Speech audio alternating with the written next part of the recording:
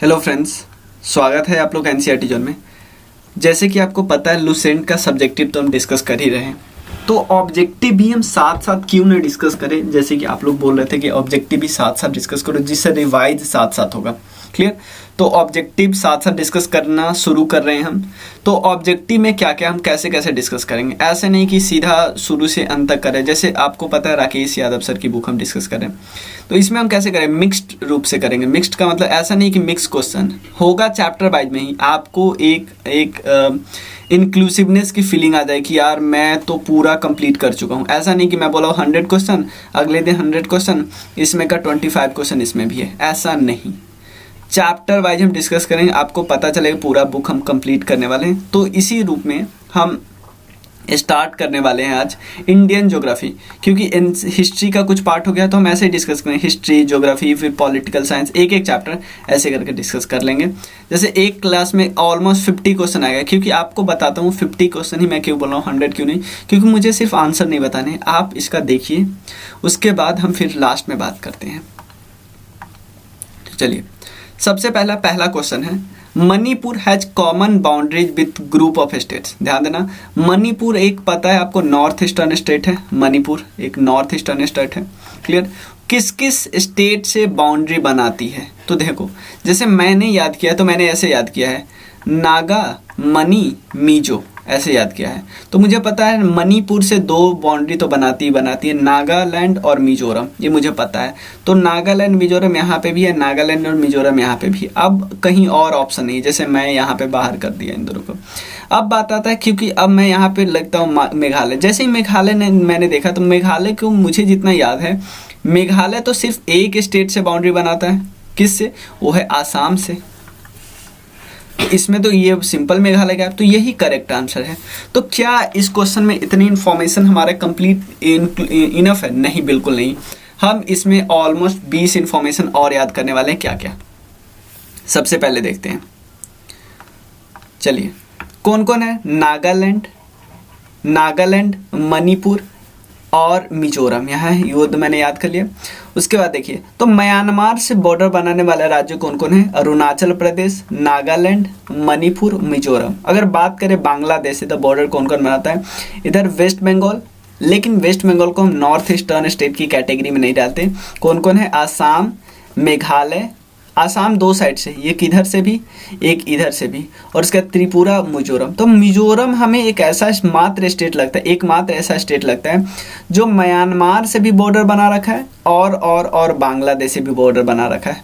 मिजोरम एकमात्र ऐसा स्टेट है जो दोनों से बॉर्डर बना के रखा है, और इनमें से कोई नहीं है जो दोनों से बॉर्डर बनाता है, बांग्लादेश और म्यांमार से।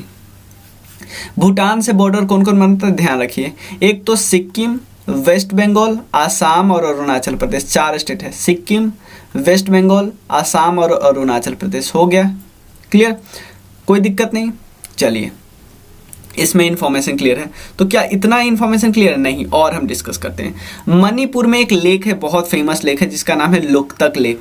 लोकतक लेक दुनिया का एकमात्र फ्लोटिंग लेक है। क्लियर? तो इससे क्या हो जाता है, यहाँ पे कोई नेशनल पार्क है? हाँ, काबुल लामजाओ नेशनल पार्क है। यहाँ पे क्या है, इसको क्या बोलते हैं? इसको फुमडीज बोलते हैं, फुमडीज। क्लियर? ये घास की मैदाने टाइप के, घास का जो एक थक्का टाइप का बन जाता है, उसको बोलते हैं। यहाँ पे कौन सा जानवर फेमस है? संघाई डियर यहाँ पे फेमस है। क्लियर? संघाई डियर फेमस है। और क्या यहाँ पे फेमस है? एक बहुत इम्पॉर्टेंट प्लेस, बहुत इंपॉर्टेंट चीज यहाँ पे फेमस है। क्या? ये वाला मणिपुर डांस। मणिपुर डांस क्या है? मणिपुर डांस एक क्लासिकल डांस है। मणिपुर डांस एक क्लासिकल डांस है। जो आपको 8 क्लासिकल डांस पता होगा, उसमें से एक मणिपुर है। कोई दिक्कत? चलिए, और क्या इसमें डिस्कस करना है? हाँ, संघाई तो हमें पता ही है। संघाई डियर कहाँ पे मिलता है? मणिपुर में मिलता है, ये हमें पता है। चल, उसके बाद हाँ, चलो, मणिपुर 1949 में इंडिया का पार्ट बना। 1949 में इंडिया का पार्ट बना। उसके अलावे उसके बाद 1956 में यूटी बना। अब कंप्लीट स्टेट कब बना है? 1972 में। कौन से act? North Eastern Area Reorganisation Act 1972 के अंदर। क्लियर। एक और चीज, इसके गवर्नर का नाम है नामजा हेपतुल्ला और चीफ मिनिस्टर का नाम है बीरेन सिंह। बीरेन सिंह बीजेपी पार्टी से है। यूनिकैमरल बॉडी है, लेजिस्लेचर एक ही है, सिर्फ स्टेट लेजिस्लेटिव असेंबली है। क्लियर। और हाई कोर्ट है इसके पास, बहुत इंपॉर्टेंट, इसके पास अपना हाई कोर्ट है। बहुत कम स्टेट ऐसे हैं, मतलब बहुत कम तो नहीं, कुछ ऐसे स्टेट या यूटी है जिसके पास अपना हाई कोर्ट नहीं, लेकिन इसके पास है। क्लियर। जो कौन स्टेट आफ्सा एक्ट के अंदर आते हैं, आफ्स्पा के एक्ट आते हैं, तो मणिपुर भी आता है। मणिपुर का कुछ पार्ट इसके अंदर आता है। इसका मतलब है कि कुछ पार्ट एक्सक्लूड है, मतलब मणिपुर कंप्लीट मणिपुर आफ्सा के अंदर नहीं आता है। Arms force security protection act नहीं है उसके अंदर। क्लियर। और इसके अंदर इंफॉर्मेशन हम कुछ डिस्कस करना बाकी है। हाँ, संघाई लेक, फुमडीज पता है। एक और यहाँ पे एक कांगला प्लेस है, ये ध्यान रखिएगा। चलिए, अब नेक्स्ट क्वेश्चन है, which water body separate Andaman और निकोबार आइलैंड। तो अंडमान और आइलैंड और निकोबार आइलैंड, कौन सा वाटर बॉडी इनको सेपरेट करता है आपस में? इसका नाम है 10 डिग्री चैनल। कोई दिक्कत नहीं, ये नहीं। अंडमान सी मैं दिखाता हूँ कहाँ पे, बे ऑफ बंगाल कहाँ पे, 11 डिग्री चैनल कहाँ पे। सबसे पहले देखिए, अंडमान सी एक्चुअली अंडमान और निकोबार के राइट हैंड साइड में है। अंडमान सी राइट हैंड साइड में। क्लियर। इधर है अंडमान सी और म्यांमार। आपसे पूछेगा कि अंडमान आइलैंड और म्यांमार के बीच में कौन सा सी है, तो आप बोलना अंडमान सी। अब देख लेते हैं 10 डिग्री चैनल किस किस के बीच है। 10 डिग्री चैनल है अंडमान और निकोबार के बीच 10 डिग्री चैनल है। चैनल मतलब एक वाटर बॉडी, पतला सा वाटर बॉडी। तो अब देखते हैं, अंडमान और निकोबार दो पार्ट में बटा हुआ है, अंडमान में और निकोबार में, हमें पता है। उसके बाद अंडमान कितने भागों में बटा हुआ है? 2 भागों में। कौन कौन? सबसे पहले ग्रेट अंडमान और दूसरा है लिटिल अंडमान। ग्रेट और लिटिल। ग्रेट को और 3 भागों में बांट देते हैं, नॉर्दर्न अंडमान, मिडिल और सदर्न। ग्रेट को हम 3 भागों में, नॉर्थ, मिडिल और सदर्न, यहाँ पे सदर्न। क्लियर। नॉर्थ अंडमान में सबसे इंपॉर्टेंट प्लेस है जो कि सैडल पीक है। सैडल पीक जो ऊंचाई है, जो पीक है, वो अंडमान और निकोबार की सबसे ऊंची चोटी है। नॉर्थ अंडमान के आसपास, नॉर्थ अंडमान के नदर्न साइड में एक नारकोंडम आइलैंड है। नारकोंडम, वहाँ पे वो एक्सटिंक्ट वोल्केनो है। बैरन आइलैंड है मिडिल अंडमान के बीच, वहाँ पे है बैरन आइलैंड। क्या है? Dormant volcano. कोई दिक्कत? इतना इन्फॉर्मेशन। और एक और चीज, डंकन पास क्या है? डंकन पास है सदर्न अंडमान और लिटिल अंडमान के बीच जो स्पेस है ना, उसको डंकन पास बोलते हैं, पास। कोई दिक्कत नहीं। उसका 10 डिग्री चैनल हमें पता है। निकोबार भी कई पार्ट में बटा है, उसमें एक आता है कार निकोबार, उसके बाद नीचे आता है सदर्न निकोबार में 2 पार्ट है, एक लिटिल और ग्रेट। ग्रेट निकोबार का सबसे सदर्न पॉइंट है जिसको हम इंदिरा पॉइंट बोलते हैं। इंदिरा पॉइंट इंडिया का सबसे सदर्न मोस्ट पॉइंट है, सबसे southern most point. Clear. Mainland का तो कन्याकुमारी है, लेकिन सबसे सदर्न मोस्ट पॉइंट है 6 डिग्री 45 मिनट। ठीक। उसके अलावा जब 10 डिग्री चैनल हमें पता है तो 2 और चैनल पता होना चाहिए। 9 डिग्री चैनल जो कि लक्षद्वीप और मिनिकॉय के बीच है, और 8 डिग्री चैनल है मिनिकॉय और मालदीव्स के बीच में। कोई दिक्कत? कोई प्रॉब्लम नहीं। आगे चलते हैं। इतना क्लियर है ना? चलिए, अब बात करते हैं कौन सा नेबरिंग कंट्री है इंडिया का जो सबसे स्मॉलेस्ट एरिया है, जिसका सबसे स्मॉलेस्ट एरिया है। भूटान, नेपाल, श्रीलंका या बांग्लादेश? तो इसका करेक्ट आंसर है भूटान। तो क्या इससे क्लियर होगा इन्फॉर्मेशन? नहीं, बिल्कुल नहीं। सबसे पहले देखते हैं कि हमारे नेबरिंग कंट्री कौन कौन है। तो सबसे पहला है पाकिस्तान। उसके बाद यहाँ पे अगर सबसे नेबरिंग कंट्री में किसका सबसे लार्जेस्ट एरिया है, तो यह है चाइना, क्योंकि चाइना एक्चुअली तिब्बत चाइना का ही पार्ट है। अधिकतर कंट्री ने रिकॉग्नाइज कर लिया है कि तिब्बत एक ऑटोनोमस रीजन है चाइना का। पाकिस्तान, यहाँ पे अफगानिस्तान, लेकिन ये पार्ट अभी कंट्रोल में है पाकिस्तान के, उसने इलीगली ऑक्युपाई किया हुआ है। ठीक है। उसके बाद आता है यहाँ पे तिब्बत, उसके बाद नेपाल, भूटान, बांग्लादेश, म्यांमार, और 2 मराइन बाउंड्री है, एक है श्रीलंका, एक है मालदीव्स। क्लियर। 2 चीज याद, यहाँ पे अंडमान सी यहाँ पे है, ये है अंडमान सी, ये है बे ऑफ बंगाल, ये है अरेबियन सी, और ये है इंडियन ओशन। याद रखना है आप लोगों को, कोई दिक्कत नहीं। ठीक है। ये है अंडमान और निकोबार, और ये है लक्षद्वीप। क्लियर। चलिए, इससे कुछ और इन्फॉर्मेशन देख लेते हैं। सबसे नदन पॉइंट है कौन, जिसका नाम है इंदिरा कोल, जो कि लद्दाख में है। सबसे सदर्न पॉइंट कौन है, कन्याकुमारी। इसका लैटिट्यूड है 8 डिग्री 4 मिनट नॉर्थ। और क्योंकि आपको पता है इंडिया कुछ यहाँ पे है, यहाँ पे क्लियर, ये है नॉर्थ साउथ ईस्ट वेस्ट, तो इंडिया हमेशा किस में है, नॉर्थ और ईस्ट बाउंड्री में। तो इंडिया का लैटिट्यूड नॉर्थ ही में होगा और इंडिया का लॉन्गिट्यूड जो होगा वो ईस्ट में होगा, क्योंकि इंडिया यहाँ पे है ना। तो देखो 68 डिग्री 7 मिनट ईस्ट और यहाँ पे 97 डिग्री 25 मिनट ईस्ट। क्लियर। सबसे नदर्न पॉइंट इंदिरा कोल, कन्याकुमारी। सबसे ईस्टर्न पॉइंट कौन है, जिसका नाम है अरुणाचल प्रदेश, किबीथू। और वेस्टर्न में गुजरात, जिसका गुहर मोती। स्टैंडर्ड मेरिडियन जो टाइम है वो कितने डिग्री से गुजरता है, कितने डिग्री से, 82 डिग्री 30 मिनट। क्यों गुजरता है आपको पता है, कहाँ से गुजरता है, मिर्जापुर, जो कि प्रयागराज के पास है, इलाहाबाद के पास है। ठीक है। ट्रॉपिक ऑफ कैंसर कितने स्टेट से गुजरता है ये हमें पता है। सबसे पहले गुजरात, फिर राजस्थान, एमपी, छत्तीसगढ़, झारखंड, वेस्ट बंगाल, त्रिपुरा और मिजोरम। क्लियर, कोई दिक्कत नहीं। ट्रॉपिक ऑफ कैंसर कहाँ से गुजरता है हमें पता है, 23 डिग्री हाफ मिनट। क्लियर। और ट्रॉपिक ऑफ कैप्रिकॉर्न कहाँ से गुजरता है भी हमें पता है, ये साउथ अगर बात करें तो कैप्रिकॉर्न होगा। दो चीज और डिस्कस कर लेते हैं। एक है coastal boundary. Coast line mainland की बात करें तो 6100 किलोमीटर है। ये सिर्फ यहाँ से यहाँ की बात करें, सबसे यहाँ से यहाँ की बात करें। और इसमें सबसे लंबा कोस्ट लाइन बाउंड्री किसका है, गुजरात का। लेकिन अगर हम कोस्ट लाइन में अंडमान निकोबार लक्षद्वीप को मिला ले, इसको और इसको मिला ले, तब टोटल हो जाता है 7500 किलोमीटर। क्लियर, कोई दिक्कत नहीं, 7500 किलोमीटर हो जाता है। चलिए आगे चलते हैं। चलिए, तो अगर इंटरनेशनल लैंड बॉर्डर की बात करें, इंटरनेशनल लैंड बॉर्डर की बात करें तो सबसे लंबा कौन है, सबसे लंबा है एक्चुअली इंडो बांग्लादेश। उसके बाद आता है इंडो चाइना, उसके बाद इंडो पाक, सबसे स्मॉलेस्ट है इंडो अफगानिस्तान। क्लियर, कोई दिक्कत नहीं। तो इतना ही हम रहने देते हैं। और एक चीज़ मैं आपको आगे बता रहा हूँ, उसके बाद हम आगे डिस्कस करेंगे अच्छे से सब कुछ चीज़।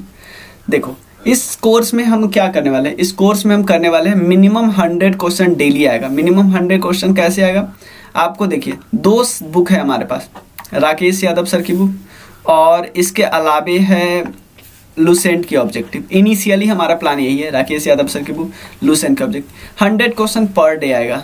और ये एक वीडियो, 2 वीडियो तो मिनिमम होगी। मिनिमम 2 वीडियो का मतलब क्या है, एक वीडियो राकेश यादव सर की बुक। ऐसा नहीं है कि हम यहाँ भी सेम सब्जेक्ट करते रहेंगे, यहाँ भी सेम सब्जेक्ट, नहीं। यहाँ पे साइंस चलेगा तो यहाँ पे ज्योग्राफी, 2 अलग अलग सेक्टर। और हम काफ़ी इन्फॉर्मेशन, जैसे आप बताओ 3 क्वेश्चन हमने किया, इसमें हमारा 30 to 35 इन्फॉर्मेशन कंप्लीट हो गया और ये 30 to 35 MCQ इससे कंप्लीट हो गया। क्लियर। सब्जेक्ट हमारा मिक्स्ड रखेंगे कि कभी ये सब्जेक्ट साइंस, फिर कभी एंशिएंट हिस्ट्री, कभी ज्योग्राफी, कभी पॉलिटिकल साइंस, ये से स्टार्ट करेंगे।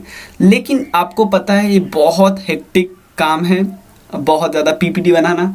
और तो आपका डेडलाइन भी हमने रखा 100 डेज। लेकिन ये सब संभव तभी होगा जब आप लोग भी थोड़ा सपोर्ट करोगे। कैसे सपोर्ट करना है, ये बहुत मिनिमम चार्ज है एक्चुअली PPT बनाने का सिर्फ, क्योंकि यहाँ पे कोई बंदा जो मैंने जिसको रखा है वो PPT बनाता है। जैसे आपको पता है एक और सर हम आपके वीडियो बनाते हैं जिसमें अवार्ड्स के बारे में बता रहे, वो भी PPT वो खुद नहीं बनाते हैं, उन्होंने आउटसोर्स किया है। तो PPT बनाने के लिए और PPT थोड़ा सा मतलब चार्ज लगता है। तो हम क्या करें, या तो आप दोनों सब्जेक्ट ले रहे हैं, राकेश यादव सर या लुसेंट, ये हम क्या करेंगे, यूट्यूब पे वीडियो बनाएंगे, अनलिस्ट करेंगे और उसका हम लिंक कॉपी करेंगे और ग्रुप में डालेंगे। और ग्रुप का बहुत मिनिमम फीस है, सिर्फ और सिर्फ समझिए आप चार्ज है PPT मेकिंग का। मैं अपने इससे 1 रुपया भी नहीं रखूँगा। 300 पर सब्जेक्ट पड़ेगा अगर कोई राकेश यादव सर की बुक का चाहता है वीडियो। और जो राकेश यादव सर की मैं जैसे बना रहा था वैसे अब नहीं बनाऊँगा, थोड़ा सा और स्टैंडर्ड। क्लियर, क्योंकि अगर कोई दूसरा बंदा बना रहा है तो उसमें पिक्चर डालेगा, इन्फॉर्मेशन, एक्स्ट्रा इन्फॉर्मेशन और डालेगा। ठीक है। लुसेंट का ऑब्जेक्टिव दोनों, अगर कोई एक ले रहा है तो 300, दोनों ले रहा है तो दोनों का मिला के 500, 2 अलग अलग ग्रुप होगी, आपको पता है। क्लियर। तो और क्या क्या हम बताना चाहते हैं, जो हमारा लेटर प्लान है वो है एक दिशा पब्लिकेशन की बुक आती है जिसमें 10,000 क्वेश्चन है, उसका भी करने का। और उसमें एक्सप्लेनेशन काफ़ी अच्छे से दिया है, तो एक्सप्लेनेशन तो हम इतने इससे अच्छा तो कहीं भी दिया नहीं। और उसके अलावा करेंट अफेयर्स का हम सुनने करने वाले। एक चीज़ मैं और बता दूँ, करेंट अफेयर्स मैं खुद नहीं बनाऊंगा, और क्वेश्चन बनाना बहुत हेक्टिक है। हम वेरियस वेबसाइट को उठाएंगे और वेबसाइट हम लोग बात करेंगे ग्रुप पे। जो वेबसाइट आप बोलोगे, जो वेबसाइट आपको पसंद है, मुझे पसंद है, क्योंकि इनसे अच्छा तो हम लोग क्वेश्चन बना नहीं सकते और इनको अच्छे से एक्सप्लेन ही करना हमारा मेन काम है, समझना मेन काम है, एक्स्ट्रा इन्फॉर्मेशन गैदर करना काम है। तो कैसे क्वेश्चन को समझना है, कैसे क्वेश्चन को टैकल करना है, सब कुछ हम क्लियर करेंगे यहाँ पे, एक्स्ट्रा इन्फॉर्मेशन क्लियर करेंगे। लेकिन ये साफ से बता दो, मेरा क्वेश्चन नहीं हुआ, चाहे इसमें से कोई क्वेश्चन मैंने खुद नहीं बनाया, ये आप भी जानते हो, चाहे लुसेंट डायरेक्ट मैंने लिया है और राकेश यादव सर डायरेक्ट मैंने लिया, मैं बस उसमें एक्स्ट्रा चीज़ आसान भाषा में समझाऊंगा। क्लियर? और पीपीटी भी कोई बना रहा है तो चलिए इतना भी है। और आपको पे कैसे करने मैं बता देता हूँ। पे करने हमारा एक नंबर है, जैसे आपको पता है 9582062485, ये नाम है, धीरज कुमार नाम होता है, धीरज या धीरज झा, कुछ भी नाम होगा, धीरज नाम होगा। आप यहाँ पे फ़ोन पे कर सकते हैं, गूगल पे या पेटीएम, कहीं भी कर सकते हैं, कहीं भी। क्लियर? अगर इसके अलावे भी आपके पास यहाँ पे ऑप्शन नहीं आ रहा, आप इस पर मैसेज कर सकते हैं आराम से, व्हाट्सएप। और क्योंकि देखो पे करने से पता है क्या होगा, क्योंकि एक जिम्मेदारी मेरे बने कि मुझे 100 क्वेश्चन दोनों सब्जेक्ट मिला के डालना ही डालने हैं, कम से कम 100 क्वेश्चन डाले हैं, डेडलाइन हो जाएगा। नहीं अगर वो करोगे तो, अगर प्लान ये नहीं हो पाता है तो फिर रहने देंगे, क्योंकि वैसे तो मुझे करना ही है, तो फिर मुझे जैसे जैसे टाइम मिलता है वैसे वैसे करूँगा। लेकिन अगर कोई और कुछ हमारा काम कर रहा है तो फिर जिम्मेदारी थोड़ी ज़्यादा, रिस्पॉन्सिबिलिटी के लिए मैं चाहता हूँ कि ये ग्रुप बनाए। क्लियर ना? तो आप ये नंबर है, आप देख सकते हो, यहाँ पे आप पे कर सकते हो 9582062485। तो एक जैसे ही आप लोग पे कर दोगे, हम अपना प्लान शेयर कर देंगे। प्लान आपको 100 डेज में पूरा कंप्लीट हो जाएगा दोनों। और इवन जो लुसेंट मैंने नई वाली ली है, लुसेंट में आपको पता है 2017-18 के आसपास तक का क्वेश्चन है, और इसके बाद का भी पेपर हम डाला करें। इसके बाद का सीधा हम क्या करेंगे, हर एग्जाम का पेपर वाइज सॉल्व कर लेंगे, या इसका भी क्वेश्चन उसमें इंक्लूड कर लेंगे। पहले मैं पूरा क्वेश्चन वो कर लूँगा, ढूंढ लूँगा मॉडल से जो वेबसाइट से, और फिर उसको भी इंक्लूड करवा दूंगा मैं। क्लियर? तो देखिए 9582062485, और ये सारे डिस्क्रिप्शन में लिंक मिल जाएंगे, यहाँ से आप पे कर सकते हो। अगर आप सिंपल क्या करना है, पे करना है, सिंपल पहले आप मैसेज कर देना, जो भी बात करना हो बात कर लेना, और उसके बाद पे करना, और उसके बाद स्क्रीनशॉट लेके अपना नाम और किस चीज़ की तैयारी प्रिपरेशन करते हो, कौन से ग्रुप में आप आना चाहते हो, ये लिख के और मुझे मैसेज कर देना, मैं ग्रुप में ज्वाइन करवा दूँगा। क्लियर? तो चलिए मिलते हैं फिर। मैं इंतज़ार करूँगा, मैं आज शाम तक का या इवन आज रात तक का मैं प्लान इंतज़ार करूँगा। कुछ स्टूडेंट भी आ गए ना तो मैं स्टार्ट कर दूँगा कल से। चलिए थैंक यू सो मच। 1-2 भी आ गया तो मैं स्टार्ट कर दूँगा कल शाम से। चलिए थैंक यू सो मच। मिलते हैं फिर।